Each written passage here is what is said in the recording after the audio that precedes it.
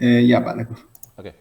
Oke, jadi aku kan ada masuk ya Pak di SMDR ini. Jadi dia itu kan tentang apa? Kargo dan container shipping gitu ya. Ya. Terus juga sempat tinggi-tingginya, aku ada baca di annual reportnya gitu, soalnya gara-gara lockdown di banyak negara itu sudah mulai longgar, terus mobilitasnya tadi masih rendah gitu. Oke. Dan juga di artikelnya ada katanya demand di Amerika itu. Oke. Ya. Juga kan growth perkapalan di Indo ini kan masih jauh banget ya. Terus juga ekspor dari Indo itu kan juga harus pakai kapal nasional. Terus juga sempet gila banget sih kayak IPS sampai 200 gitu Bentar, per Pak 3 Michael beli SMDR di harga berapa? 670. 670. Nah, Sekarang berapa SMDR? 695. Oke, lanjut. Terus kan juga apa ya, Pak? Lebih masuk akal ya dari pesaingnya gitu, Temas gitu. Ya, kalau menurut Pak Teguh sendiri apa masih layak Pak diakumulasi gitu? Michael udah mempelajari belum kinerja samudra Indonesia ini di masa lalu? 5 tahun terakhir Ada, bagaimana? Hah? ada sempat Bagaimana kesimpulannya? bagus. Bagus. Kalau menurut saya bagus sih. Oke, oke, oke. Ya. Dan SMDR ini secara lebih spesifik bergerak di bidang apa? Kargo Kapal, ya. iya, tapi kapal apa gitu? Kapal kontainer ya. Kontainer, oke, iya, iya. Oke, saya jawab ya sekarang. Nah, jadi gini, Samudra Indonesia ini memang salah satu perusahaan kapal tertua dan nggak cuma kapal, tapi lebih tepatnya logistik. Jadi selain kapal, dia punya fasilitas bongkar muat pelabuhan, kemudian dia juga punya truk-truk kontainer yang gede-gede itu loh, yang suka lewat di jalan tol itu. Dari Marunda itu di Jakarta Utara itu banyak itu seperti itu. Itu punya mereka juga, dan mereka juga punya, ya intinya usaha logistik terintegrasi, nggak cuma kapal aja seperti itu. Nah, masalahnya industri perkapalan ini dari dulu itu masalah utamanya adalah di biaya penyusutan. Harga kapal itu mahal sekali. Satu unit kapal itu bisa 100 miliar rupiah. Satu doang loh.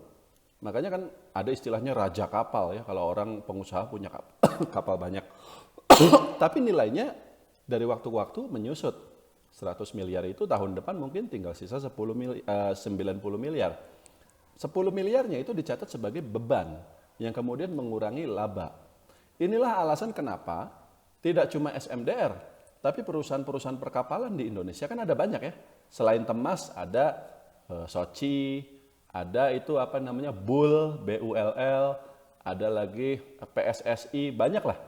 Ada SHIP, kodenya SHIP, dan ada Nelly, banyak sekali. Rata-rata kinerja mereka itu ROE-nya kecil-kecil semua karena ada masalah penyusutan itu. Tapi kalau misalnya lagi ada booming komoditas seperti yang terjadi sekarang, booming komoditas itu harga batu bara naik, harga minyak naik, harga CPO naik, apa yang terjadi? Ongkos pengangkutannya itu ikut naik, Pak. Ongkos logistiknya itu ikut naik. Makanya SMDR diuntungkan. Seperti itu. Tapi secara historisnya dia tidak bagus sebenarnya kinerjanya karena faktor penyusutan itu tadi. Jadi di masa lalu itu labanya IPS-nya nggak sebesar sekarang, baru sekarang doang. Nah, apakah IPS-nya SMDR pernah sebesar ini di masa lalu? Pernah. Dulu tahun 2014 kalau nggak salah. Dan bagaimana sahamnya? Naik, tinggi. Pada harga sekarang SMDR ini kan coba Pak Michael nanti pelajari lagi, di harga 600 itu udah tinggi juga sebenarnya. Beberapa bulan yang lalu dia itu masih di 200 kalau nggak salah. 200 apa 300 gitu. Sekarang udah 600. Apakah dia masih bisa naik lebih tinggi lagi? Bisa. Syaratnya apa? Kinerjanya berlanjut sampai akhir tahun. Tapi setelah itu turun lagi kalau misalnya kinerja yang bagusnya itu tidak berlanjut. Jadi risikonya sih sebenarnya di situ. Risikonya adalah kalau nanti harga komoditas turun lagi dan itu bisa terjadi kapan saja. Ingat, sekarang ini kan mau ada tapering gitu. Kalau tapering terjadi, harga-harga komoditas yang memang sudah kelewat tinggi itu akan turun. Dan karena SMDR ini sejak awal kinerja jangka panjangnya tidak konsisten, akan ada kekhawatiran seperti itu, bahwa nanti di kuartal berikutnya laba dia akan turun. Dan terutama Pak Michael belinya di harga 600. Tapi ada investor lain yang belinya di harga 300. Jadi mau sahamnya turun ke 500 sekalipun, dia masih cuan. Dia akan jual sahamnya. Sedangkan Pak Michael mungkin masih hold karena nyangkut, ya kan? Nah, jadi risikonya di situ, Pak. Tapi kalau kita bicara potensi, apakah dia bisa ke 1000 misalnya? IPS-nya aja kan 200 ya kan? Berarti kan di harga 1000 itu PER-nya itu masih 5 kali, masih murah juga itu. Ya bisa. Tapi kalau misalnya udah pegang barangnya sih saya tidak sarankan untuk nambah lagi lah. Kita nggak bisa pegang terlalu banyak karena risikonya pun cukup besar dengan mempertimbangkan hal-hal yang tadi sudah saya sebutkan. Gitu. Jadi agak beda ya. Dan SMDR ini agak berbeda dengan katakanlah perusahaan-perusahaan tadi yang kita sebutkan tuh, Keju, MTDL, PMMP yang memang growth. SMDR ini bisa dibilang musiman. Ya sekarang musimnya kinerjanya lagi bagus, tapi siapa yang tahu kuartal depan, tahun depan kinerjanya bisa turun lagi karena selama ini juga kinerjanya memang seperti itu. Naik sebentar habis itu turun lagi. Kurang lebih seperti itu, Pak Michael. Sudah cukup? Iya Pak, sama bukannya beda kapal ya Pak? Kalau kayak kapal yang buat ngangkut Komoditas. komoditas ya beda lagi kan? Betul. Kalau misalnya SMDR ini barang-barang umum juga dia banyak yang ngangkut seperti itu gitu ya. Tapi sama, barang-barang umum ini juga harga-harganya lagi pada naik semua. Inflasi. Di Amerika itu kan sedang inflasi. Jadi dia kalau udah kontainer itu kan artinya ekspor impor, Pak. Dia mengangkut barang yang diperoleh dari luar negeri, impor. Nah, karena lagi terjadi inflasi, harganya juga sekarang lagi pada tinggi-tinggi semua.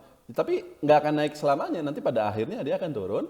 Harga logistiknya, harga jasa logistiknya juga akan ikut turun. Masalahnya kita nggak tahu kapan itu akan terjadi persisnya. Tapi itu akan terjadi. Dari isu tapering itu aja juga itu udah akan terjadi. Kalau misalnya, saya kasih tahu, kalau misalnya SMDR ini tidak ada risiko seperti itu, hari ini harusnya sahamnya udah 1000, Pak. Harusnya sudah 1000. Saya bisa katakan seperti itu, kenapa? Karena waktu itu saya ada pengalaman di saham Wismilak. Wismilak itu waktu itu labanya lagi naik, dan setelah kita pelajari segala macam, memang ketika gudang garam Sampurna sebagai perusahaan rokok dirugikan karena adanya kenaikan cukai, Wismilak ini justru diuntungkan. Kenapa? Karena pembeli dari gudang garam dan Sampurna sedikit banyak akan pindah ke Wismilak yang harganya lebih murah. Apalagi ditambah dengan adanya pandemi, resesi, krisis. Orang pindah merek rokok itu nggak gampang loh. Tapi kalau udah terjadi resesi ya udah akhirnya mereka pindah juga. Akhirnya Wismilak yang naik. Dan risikonya untuk saat ini, meskipun sekarang saya udah nggak pegang Wismilak lagi ya. Ini contoh di masa lalu, contoh setahun yang lalu.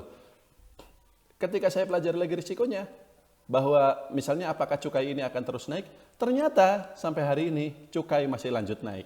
Jadi risikonya pun terbatas dan benar dari harga 130 ketika itu dia dengan cepat naik sampai 1000 meskipun sekarang turun lagi. SMDR sempat terbang-terbang tapi sekarang dia mulai sideways kan? Agak lama kan? Nah itu tuh orang lagi wait and see itu tuh. Kira-kira harga batu bara masih bisa lanjut naik nggak? Tapi harga batu bara udah $170. Mau lanjut naik sampai berapa lagi gitu loh. Sedangkan harga saham SMDR ini juga sudah naik. Demikian pula dengan harga barang-barang yang lain dan harga-harga komoditas yang lain. Komoditas mineral juga ya, besi, nikel, timah segala macam udah pada tinggi-tinggi semua itu. Nah itu udah rawan turun itu. Jadi risikonya agak besar lah itu aja. Saya tidak bilang bahwa sahamnya jelek, enggak. Dan saya juga mengatakan bisa nggak dia ke 1000? Bisa. Tapi bisa nggak di sisi lain dia turun lagi ke 500 misalnya? Bisa juga. Jadi harus dibatasi dalam hal ini kita beli sahamnya jangan terlalu banyak. Dan selain nggak liquid juga sih. Jadi gampang naik, habis itu jebloknya juga cepat gitu seperti itu.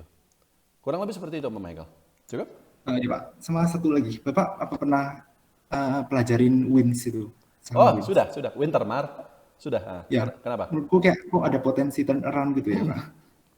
Nah, sebenarnya itu juga alasannya kenapa saya agak ragu-ragu sama SMDR. Kenapa dia cuan sendiri ketika kapal-kapal yang lain masih pada rugi gitu loh. Gitu. Kalau misalnya kita lihat kinerjanya perusahaan batu bara nih, kan kemarin pada laba-laba gitu ya. Ya semuanya laba, MBAP laba, Petrosi laba, Indika laba, ada laba, tapi ini kapal-kapal yang lain masih pada rugi semua, SMDR doang yang untung gitu seperti itu. Jadi kan agak-agak mengkhawatirkan. Wins, saya perhatikan terus dan saya juga sebenarnya memang berharap dia bisa turn around, tapi sayangnya sampai hari ini belum terjadi sih. Dia tuh rugi nggak cuma sekarang Pak, dari dulu rugi terus. Makanya sahamnya kadang naik habis itu jeblok lagi gitu. Seperti itu. Tapi iya saya perhatikan. Tapi belum saya rekomendasikan untuk sekarang. Cukup Pak Michael. Cukup Pak, makasih ya. Ya.